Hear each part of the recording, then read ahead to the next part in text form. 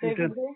હા, જય ગુરુદેવ. હા, આધ્યાત્મિક માર્ગે જવું હોય તો આધ્યાત્મિક માર્ગની ઈ જ વસ્તુ એમ કે આપણે તમે માં હો, આપણે તમે માં હો કે હું માં કે ગમે તે એમ કે આપણે પરમાત્મા સાથે કઈ રીતે આપણો પ્રેમ અપનાપન આપણે કઈ રીતે થાય એમ આપણી બધી વસ્તુ અનુભવમાં જ આવેલી. પરમાત્માને આપણે કઈ પામી શકશું, એને આપણે કઈ મેળવી શકશું, તો કઈ આપણે અનુભવમાં વસ્તુ આવેલી હોય ને એના વિશે પેલું વિચારવું પડશે.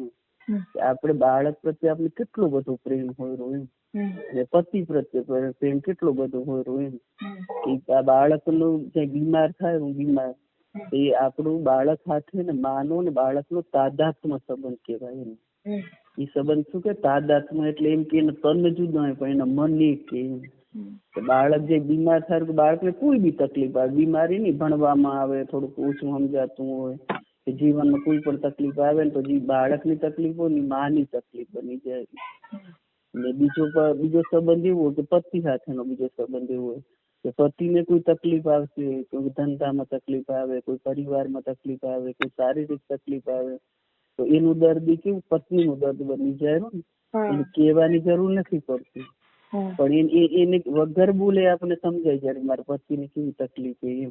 કારણ કે એના ઈ સંબંધ સાથે આપણે તાદાત્મ્ય સંબંધથી જોડાયેલા એમ. એટલે ઈ વસ્તુ આપણે અનુભવમાં હોય ને એમ કે બાળકને તાવ આવેલું તો દર્દ માને થાય, બાળક બીમાર થાય તો માને દુઃખ ને માને ભૂખ ને ઊંઘ બધું જતું રહ્યું. કારણ કે એ આપણે મા સાથે બાળકો એવો સંબંધ એમ. એટલે આપણું દર્દ પરમાત્માનું દર્દ ક્યારે બનશે એમ. જે આપણે એમ કરે પરમાત્મા સાંભળતો નથી પ્રાર્થના તો આપણે કરીએ આપડી બધી પ્રાર્થના પૂરી થાય એ પ્રાર્થના કેમ પૂરી નથી થતી એમ. કેમ કે આપણું દર્દ એ પરમાત્માનું દર્દ ક્યારે બનશે એમ. આપણે પેલા ગુજરાતી પિક્ચર જોવા જતા ને તો પેલા આપણે જોતા ને કે ભક્ત નો પિક્ચર આવે, એમાં ધાર્મિક પિક્ચર હોય, એમાં જે ભક્તો હોય એને કોઈ મારતું હોય ને તો આપણે બતાવતા ખબર પિક્ચરમાં મારે ભક્ત ને પણ લાગે ભગવાન એમ. એટલે ઈ રીતનું એટલે એમ કે ભક્તિના માર્ગે જવું હશે ને તો પરમાત્મા એવો સંબંધ આપણે ગાઢ સંબંધ રાખવો પડશે એમ. એટલે જેવો આપણે બાળક સાથે બાળકનો ને માનો પ્રેમ, જેવો પતિનો ને પત્નીનો પ્રેમ, એવો જ છે પરમાત્મા સાથે આપણો પ્રેમ તો સદા છે ને તાદાત્મ્ય સંબંધ કહેવાય એમ. કે એ સંબંધ એવું હોય કે તન અલગ પણ મન એક એમ. એનામાં એટલું બધું એમ કે એકાકાર થઈ જવાનું એમ. આપણું દર્દ પરમાત્માનું દર્દ તઈ બનશે એમ. આપણી પ્રાર્થના પરમાત્મા સુધી તઈ પહોંચશે એમ. એટલે એમ કે ભક્તિના માર્ગે જવું હશે ને તો એ જીવનમાં આપણે એટલું કરવાની જરૂર છે કે કેવો પ્રેમ કરવાનો હોય તો એવો પ્રેમ કરવાનો હોય. જેવા જેવા મોટા મોટા સંતો થઈ ગયા એને કેવો પ્રેમ કર્યો, એ બધું ભૂલીને એને પ્રેમ કર્યો ને પરમાત્મા સાથે. એટલે પરમાત્મા સાથે કેવો પ્રેમ કરવો તો એમ કે આપણે પ્રેમ કરવા માટે શું જપ કરવાની એટલા માટે જરૂર છે કે જ્યાં સુધી આપણું મન નિર્મળ નહીં થાય ને ત્યાં સુધી આપણું મન સ્થિર નથી થનારું.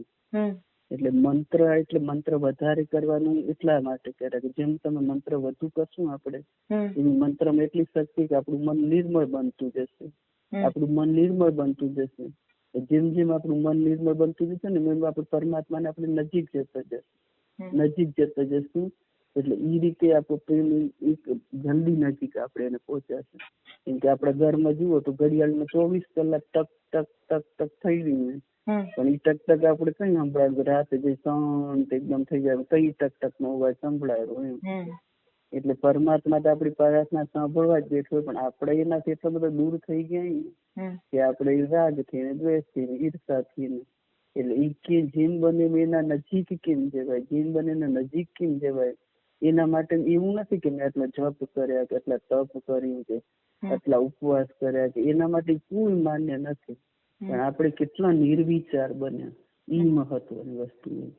જેમ જેમ આપણે નિર્વિચાર બનતા જશું તેમ તેમ આપણે પરમાત્મા નજીક જતા જશું. નિર્વિચાર બનવા માટે આપણે પ્રયત્ન કરવો પડે. એટલું એ મંત્રમાં એટલું એકાકાર થઈ જવું પડે. આમ ગાઢ પ્રેમ કેમ કે આમ દિલમાં એમ પ્રેમની કોઈ વ્યાખ્યા ના હોય એમ કે દો લફ્જો મેં કહા નહીં યાદ કે પ્રેમ વસ્તુ એવી કે બે શબ્દમાં કહેવાય નહીં, એ કરવાનું હોય, એના મય બની જવાનું હોય. એટલે ઈ પ્રેમ જગાવવા માટે આપણે શું કરવું ઈ વિચારવાની વસ્તુ છે. એટલે એમ કહેવાનું થાય કે પરમાત્માને જો મેળવવું હશે તો વધુમાં વધુ પ્રેમ કરવો પડશે. અને મંત્ર કેવી રીતે કરવાનો કે મંત્ર એવો કરવાનો કે મશીનની જેમ મંત્ર નહીં કરવાનો કે કર્મને ભક્તિ બનાવવાની જરૂર છે. ભક્તિને કર્મ બનાવવાની જરૂર નથી. આપણે 2 માળા કરી કે 5 માળા કરી એટલું ઝડપથી મંત્ર લઈ મશીન વાળી ગુડથી મંત્ર ને આપણે દેખી ન કે નિરખી ન કે એવો મંત્ર નહીં. મંત્ર આપણે જપી તો એમ થાય કે એને આપણે દેખી રહ્યા આમ સાંભળી રહ્યા. મંત્ર આમ રટાયેલો તો આપણે એને એમ કે સાંભળી રહ્યા એને અનુભવી રહ્યા એમ એની નજીક જઈ રહે એ રીતે મંત્ર જપવાનું. દિવસે દિવસે નજીક જવાનું. દિવસે દિવસે નજીક જવાનું. આપણે એકદમ દિલથી એને પ્યાર કરવાનું. દિલથી એને પ્યાર કરવાનું. પરમાત્મા તો આપણા માટે આવવા સાંભળવા આપણું દુઃખ દર્દ દૂર કરવા જ બેઠું હોય. એટલા માટે જ આપણે જોડે આવી રહ્યો હોય. પણ આપણે એને નજીક જવાનો પ્રયત્ન કરવાનો હોય. કેમ કે બાળકને આપણે પ્રેમ કરી રહ્યા, પતિને પ્રેમ કરી રહ્યા. પેલો આપણે પપ્પાનો પ્રેમ હતો ઈ છોડીને આપણે પતિને પ્રેમ કર્યો. પતિમાં એનાથી વિશેષ પ્રેમ લાગ્યો એટલે પતિમાં કરે. પછી પતિને સાથે પ્રેમથી જોડાના પછી આપણો પુત્ર થયું, બાળક થયું. પછી બાળકમાં આપણે એનાથી વધારે આપણે પ્રેમ લાગી જાય પતિ કરતા તો વળી આપણે બાળકમાં રચ્યા પચ્યા રહ્યા. એ રીતે હવે બાળકથી પછી બાળક મોટું થઈ જાય તો બાળકથી પ્રેમ છોડીને હવે પરમાત્માને પરમ પિતા પરમાત્મા સાથે પ્યાર કરવાનો. એ તો આપણા લોહીમાં છે કે આપણે એનું પરિવર્તન આપણે કરતા આવી રહ્યા. એટલે એમ કે હવે તમારી 30 થી 45 વર્ષની ઉંમર તો તમે ઠીક છે, પણ જે અમારે જેમાં 60 વર્ષથી ઉપરના જે છે ને જે સત્સંગ તો બધી ઉંમરના સાંભળતા હોય ને એના માટે તો જો જવાબદારી ઘણી બધી ઓછી થઈ ગયેલી હોય. તમને તો ઘણી બધી જવાબદારી હોય, બાળકની હોય, ઘરની હોય, સંસારની, સમાજની, હજી ઘણું બધું તમારે કરવાનું બાકી. પણ અમારે જે હોય હવે અમારી દીકરી હતી તો અમે જમાઈને સોંપી દીધી, દીકરા હતા તો વહુને સોંપી દીધા. બીજું હવે જે અમારી જવાબદારી હતી એનાથી ખાસ અમે એનાથી ઉપર ઉઠી ગયા એમ. એટલે જે અમારી જેટલી ઉંમર ના હોય ને એટલે થયું બસ એ પરમાત્મામાં જ ધ્યાન લગાવવાની જરૂર છે. જે આપણાથી થાય એ આપણે બધાને ઉપયોગી થઈ એમાં કામ કઈ આડું નથી આવતું. પણ આપણા પરમાત્મા એકદમ પ્રેમ લગાવવાની જરૂર છે. એના માટે તો એમ નહીં હોય કે તમે બધા આપણું એટલા બધા આપણે સિદ્ધ નથી થઈ ગયા એમ. એના માટે આપણે થોડુંક એકાંતે કરવું પડશે, થોડુંક આપણે સિરિયસ બનવું પડે એમ. એકતમાં હશું તો જ આપણે કામ થોડુંક વધારે કરી શકશું એમ. એમ કે આપણે કામ કરી લે ઉમા બેહીને રેણ કરીને વાતું કરીને તો એમ જેમ તેમ થઈ જાય એવી વસ્તુ નથી એમ. એના માટે આપણે એકાંત ખપશે, થોડુંક આપણે સિરિયસ થઈ જવું પડશે ને થોડુંક એને વધારે કઈ રીતે આપણે એની નજીક જઈ કોશિશ કરવી પડશે એમ. કે તમારે કારણે અમને નિંદ્રા ના આવે, મુખેથી ભોજનિયા ના ભાવે, તમારે કારણે અમને ચિંતા ઉપજે, રખે તમે બેઈમાન થતા. એવું જ અહીં આપણું જીવન બની જશે ને તહીં આપણે પરમાત્મા પરમ પિતા પરમાત્માને પામીએ. આપણે ઘરમાં બધી શાંતિ હોય, મતલબ આપણે દીકરો સુસંસ્કારી હોય, વહુ આપણે અનુરૂપ હોય, એ આપણે ભક્તિનું ફળ હોય કે? હા, ભક્તિનું ફળ, એ સંસ્કારનું ફળ. આપણે જે બા ને આપણે એ સંસ્કાર દીધા લોહીના, બાળકને ને લોહીના સંસ્કાર આવે. જો તમે ગમે તે તમે દ્રષ્ટિ કરજો, જેવો પરિવાર હશે ને કે જેવો પરિવાર હશે ને એવું જ એનું બાળક થશે. જોજો તમે એટલે શાંતિ ઈ જ આપણું ફળ આપણું ઈ જ ફળ જીવનનું. ઈ બધું સાનુકૂળતા મળે ને તો એમ સમજી લેવાનું કે આપણે પરમાત્મા આપણું સાંભળી રહ્યું હોય. એ જઈ પરમાત્મા આપણું સાંભળી રહ્યો હોય, આપણી રક્ષા કરી રહ્યો ને તઈ એવો પરિવાર મળે. એવો પરિવાર મળવો એ કે નાની સૂની વાત નથી. એવો પરિવાર મળે ને એટલે એમ સમજી લેવાનું કે આપણી ભક્તિ આપણી પરિપક્વ થઈ ગઈ ને પરમાત્માએ આપણે એનું ફળ આપ્યું. આવો પરિવાર મળ્યો અને આવી શાંતિ આવા હડાળ કળિયુગમાં ત્યારે આખો સંસાર ભડકે બળી રહ્યો એમ કે ઈ ભડકે બળી રહ્યો એમાં તો આપે આવી જાય ને. આખો સંસ્કાર ભડકે બળી રહ્યો એમાંથી તમારે નીકળે એટલા કે લાકડ કાઢી લો એમ કહેવાય. એટલે એમાંથી આપણે નીકળવાનું એમ. એ કે સતીમાં તો શું તાકાત ન હોય એમ કહેવાય. આ વૃંદા સતી ની કથા ને આપણે તુલસી વિવાહ કહી રહી કે જાલંધર ને એક બહુ મોટો દાનવ હતો. એ શું કે દેવની દાનવ પેલથી જ લડાઈ હાલી આવી.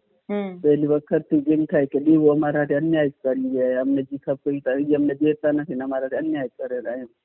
એટલે તપ કરતા બહુ જેમ પેલું તપ કરે દેવમાં તાકાત ઘણી હોય ને તમો ગુણ માણસો ને તાકાત બહુ હોય એમ. ધારે એ મેળવી લે પણ પછી સારા કામવાના વાપરે. પરમાત્મા તો મેળવી લે. એને બહુ જ બ્રહ્માંડ તપ કર્યું.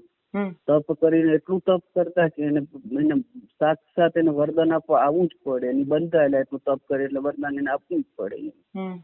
એટલે પછી એટલું બધું એનામાં તપ થઈ ગયું, એટલી બધી શક્તિશાળી થઈ ગયું કે દેવો એના હાંફી ગયા તો થાકી ગયા કે નાથી દઈએ ને જાલંધર મરે જ નહીં. દેવોને હંફાવી નાખે એમ, શાંતિથી રાશિ કરવા ના દે. ને પછી વિષ્ણુને કેમ થયું કે હવે આ મરે કેમ કે દેવો એને બધા દોડી પછી વિષ્ણુ કને જાય નિરાકરણ માટે એમ. હવે કે આનો કંઈક ઉપાય ઉભો તો કે અમે થાકી ગયા એમ. એટલે જાલંધર આટલો બધો શક્તિશાળી કેમ એમ. એટલે આપણી ક્રિયા એના ઉપર કામ નથી આવતી એમ. કે આપણું બોણ એનામાં એને કામ આવતું નથી ને મારવામાં એમ.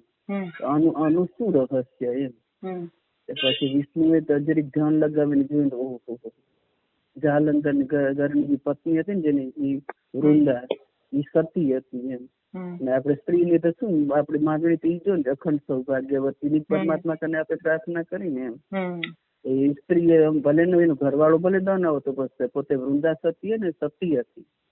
એટલે પરમાત્માને એમ થયું આ હવે સતીને કરી તો આ જાલંધર મરે. હાહાકાર મચાવી દીધો તો એમ. પણ કિન્ને મરતું જ નતું, બધા થાકી ગયા પણ મરે જ નહીં કેમે કરીને. પરમાત્મા કે હવે આને શું કરવું. હવે સતી હવે આ ઘરવાળી એટલી સતી તો સ્ત્રીમાં શું તાકાત એ વસ્તુની વાત એમ. આપણે એના વિશે જીવન ચરિત્ર હવે તમે બધા જુઓ ની. પેલા ખબર અમારે જે બધા ગુજરાતી પિક્ચર 10 વાગે આવતા ને રાહ જોતો એમ. હજી બાળકને પેલું ગુજરાતી પિક્ચર ના પણ સિરિયલ આવે કે તમારે ટીવી એ કેટલા મસ્ત થઈ ગયા. કઈક જે બેન એવું જોવાનું કેટલું મસ્ત આપડા કેટલું મજા આવી જશે જોવાની એમ. પછી પરમાત્મા ને એમ થયું ગમે એમ કરીને સતી નું સત તમારે તોડાવવું પડશે ને આ જાલંધર મરશે ને આ કાર મચાવી દીધું એમ. પછી તો વિષ્ણુ ભગવાને જાલંધર નું રૂપ લીધું સતી નું સ્ત્રી તોડાવવા હાટું, સતીત્વ તોડાવવા માટે. વિષ્ણુ ભગવાને એને રક્ષા કરવા, દેવોની રક્ષા કરવા માટે પરમાત્મા શું નથી કરતો એમ. સત્યની જય કરવા માટે ને નાશ કરવા માટે, અધર્મ નો નાશ કરવા માટે. પછી તેનું જાલંધર નું રૂપ લઈને સતીને ઘરે ગયા એમ. વૃંદા સતી કરીને વૃંદા સતી તો બિચારી એક વાર તો હવે ભગવાનજી રૂપ બદલે એને તો કોણ જાણી શકે. આ બે શું હોય ને એમ. પછી જે પરમાત્મા ની નજીક જઈને સ્પર્શ કર્યો ને એટલે સતી હતી તો જાણી ગઈ કે ના તમે મારા પતિ નથી, તમે કોણ હો કે એમ. દૂર તટી ગઈ એમ. એક વાર એને આમ સ્પર્શ કર્યું એમ. પણ સ્ત્રી નું એવું હતું કોઈ પરાય પુરુષ સ્પર્શ કરે ને તો એનું સતીત્વ અપડાઈ જાય, એનું નાશ થઈ જાય.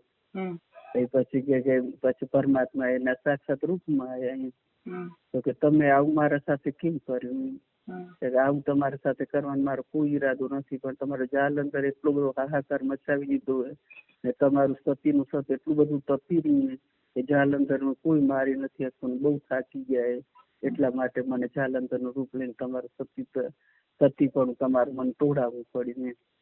પછી એમ કીધું કે તો તમે મને તો માણસ કે ભલે આવી મોટી સતી હતી તો તમે મારું સતી પણ તોડાયું તો તમે હવે મને તો લોકો દુનિયાના તો માણસ કેવી નજરે મને જોશે એમ.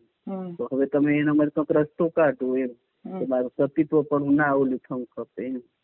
એટલે પછી પરમાત્મા ને એના હાથે ખબર તુલસી વિવાહ કરે કે તને કે તું પવિત્ર રહી ને તારી લોકો પૂજા કરશે એમ. એટલે એમ કરીને એને સતીત્વ અબડાવીને તઈ જાલંધર મર્યો એમ. એટલે આમાં ચરિત્ર સાંભળીને આપણે ખબર પડે કે નારીમાં શું શક્તિ રહેલી એમ. કે નારી તું નારાયણી એમ. એક માતા 100 શિક્ષક ની ઘર સારે એમ. એટલે આપણા પરિવારને આવા સંસારમાં આવા કળિયુગના આવા આખા સમયમાં રહી આપણા પરિવારને કઈ રીતે બચાવો ને એ જ આપણે કોશિશ કરવાની જરૂર એમ. આખી દુનિયાને સુધારવાની જરૂર નથી, પણ આપણે તો આપણો પરિવારને કઈ રીતે સંસ્કારી રહે, કઈ રીતે રહે આપણે આપણા પરિવારને સાચવી શકીએ આવા સમયમાં, ઈ જ આપણે ઈ મોટો સત્સંગ છે. એટલે એમ ક્યારેક આજ વિઘ્નને મોનેરું કે જે માતાજી કરી શકે ને એવું કોઈ ના કરી શકે. સ્વામિનારાયણ સંતો એટલો મસ્ત માતા વિશે દ્રષ્ટાંત દેરા ને કે માં જે સંસ્કાર વધારે જે સંસ્કાર બાળક મન પડેલા ને ઘરમાં એ મોટો ફાળો હોય ને સ્ત્રીનો જ હોય. એટલે એમ કે મોટી સેવા એ તમારા પરિવાર ને તમે રહી સાથે રહીને આપણે પરિવારમાં શાંતિ હશે તો જ આપણે પરમાત્માને પામી શકશું ને એમ. એટલે એમ કે પરમાત્માને પામવું હશે તો પેલું આપણે આ રીતે પાયું આપણે આ રીતે કરવો ને આપણી શક્તિને આપણે સદુપયોગ કરવાની. આવા જીવન ચરિત્ર આપણે વાંચવાના, આપણા બાળકોને વંચાવવાના, આપણે એવા ચિત્ર જોવાના, આપણે બાળકોને બતાવવાના. તો ઘરમાં આપણું ઘણું એવું માહોલ બની રહે, ઘર સભા બનાવવાની, આવી આપણે બાળકને આવી પ્રેરણાદાયક કોઈ વાત કહેવાની, પ્રેમથી બાળકને સમજાવવાનું. તો બાળક બહુ સમજી જાય, એમ ન સમજે એવું ન હોય. પ્રેમમાં એટલી બધી તાકાત હોય ને, એ પ્રેમ સ્ત્રીના હૃદયમાં વસેલો હોય. એ પ્રેમ એવો હોય કેમ કે હૃદયને એમ કે કોરી ખાય એવો પ્રેમ હશે. એવો પ્રેમ જે જાગૃત થશે ને તઈ આપણે પરમાત્માને પામી શકશું. આપણું દર્દ પરમાત્માનું દર્દ તઈ બની શકશે. જેવો આપણે પુત્રમાં પ્રેમ હોય, જેવો આપણે પતિમાં પ્રેમ હોય, એવો પ્રેમ જયારે આપણે પરમાત્મામાં લાગશે ને તઈ આપણું દર્દ પરમાત્માનું દર્દ બની જશે. જય ગુરુદેવ. જય ગુરુદેવ.